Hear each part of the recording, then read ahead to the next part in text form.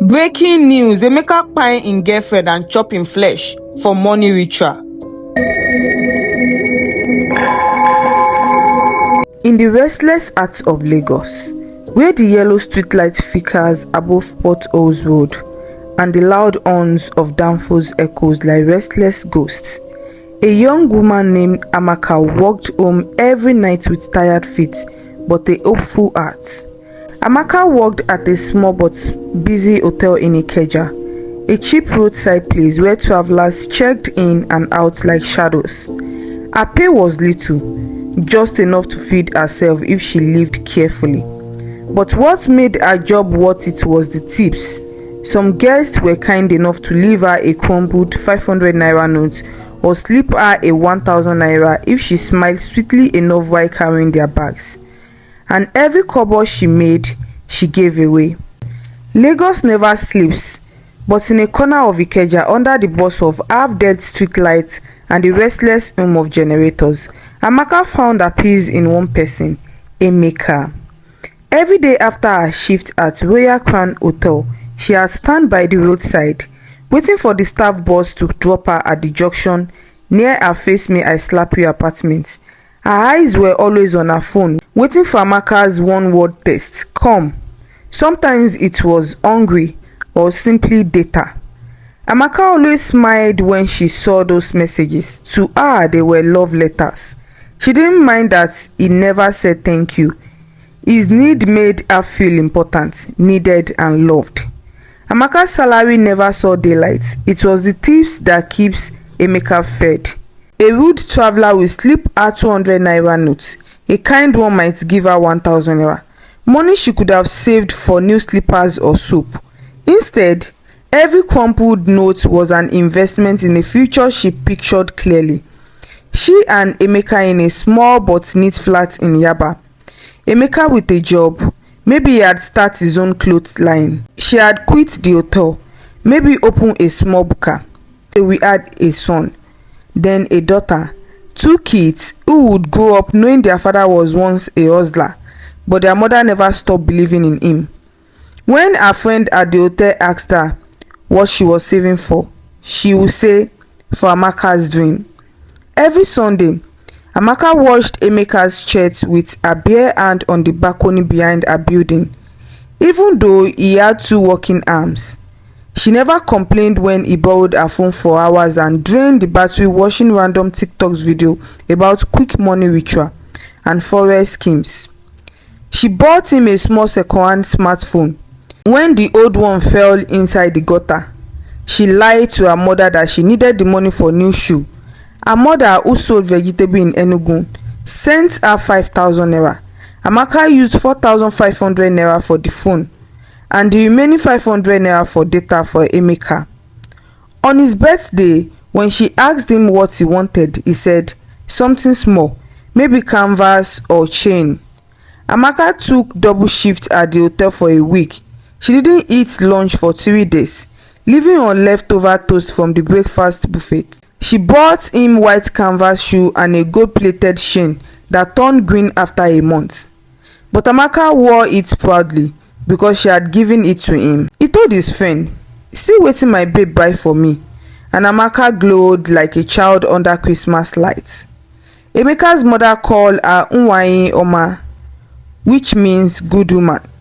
When his mother needed malaria drug, Amaka found a way. When his younger brother failed SSCE and needed a lesson money, Amaka dipped her hand in her tips again. She once spent her entire month extra earning buying foodstuff for Amaka's people during Easter. She made jollof fried plantain, packed it in a takeaway bowl, and paid for a bus to send it to his village. When her roommates scolded her for giving too much, Amaka's answer was always the same. Who else will do it if not me? I'm all ears. Amaka carried Emeka's dream like a second uniform. She had lie awake after a night shift, eyes wide in the darkness. Imagine him on TV, a big boy, maybe a rapper or a boutique owner. She had pictured them in Lekki Phase 1 someday, laughing about the day they used to beg for data. Whenever she told Emeka about those dreams, he would nod, strolling through his phone. Yes now, soon. I dey plan. Those 2 words I dey plan were enough for Amaka. She never asked for proof. His promises were her reward. When Emeka started going out with the Lekki boys, Amaka was thrilled. At last, she thought, my baby has found people who will help him grow. She ironed his shirt for those nights out. She used her last tip money to buy him a small bottle of cologne.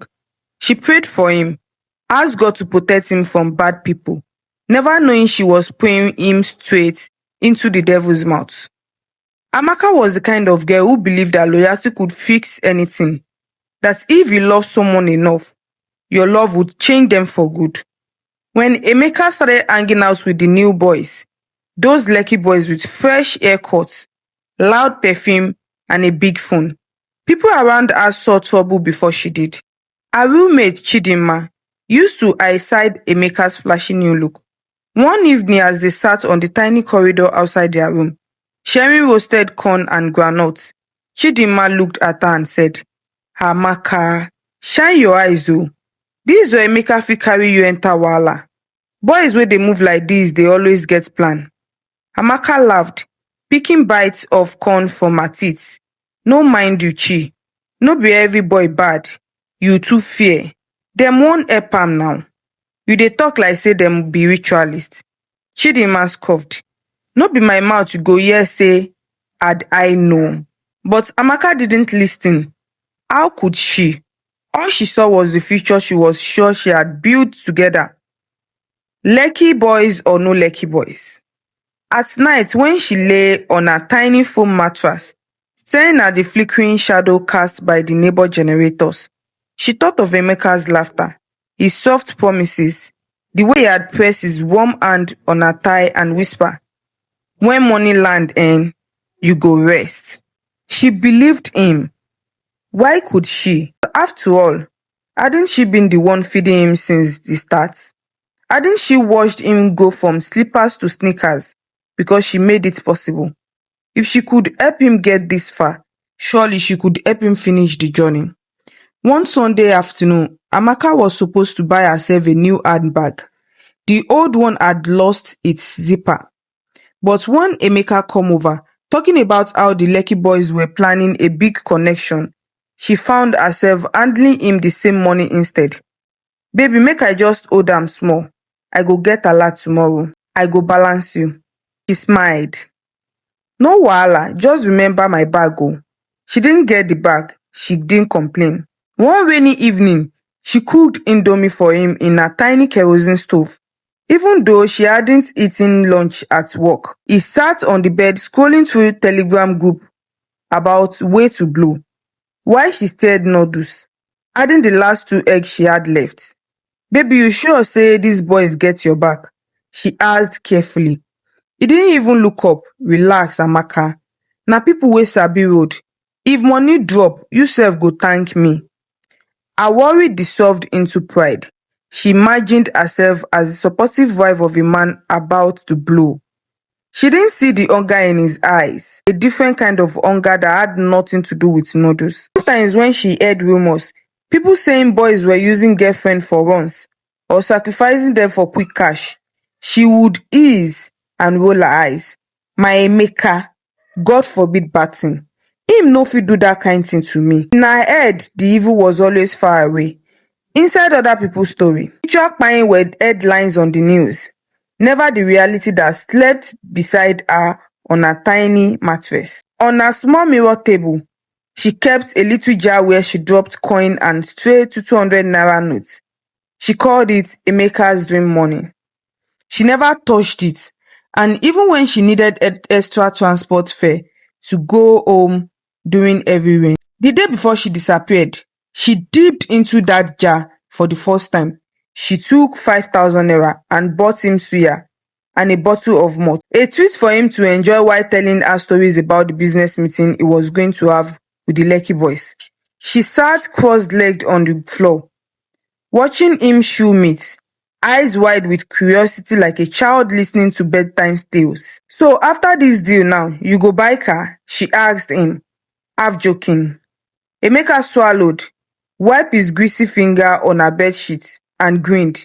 No worry yourself, you go ride range before your friends. She giggled. The promise was sweet.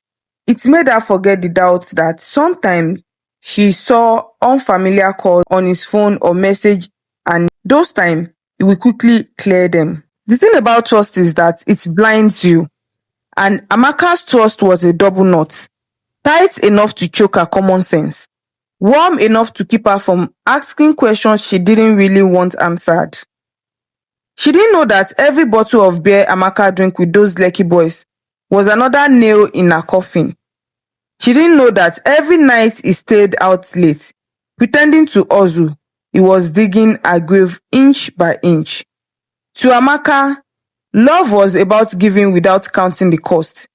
To Emeka, her giving was a bottomless well, until the same well became his ticket out of a hunger.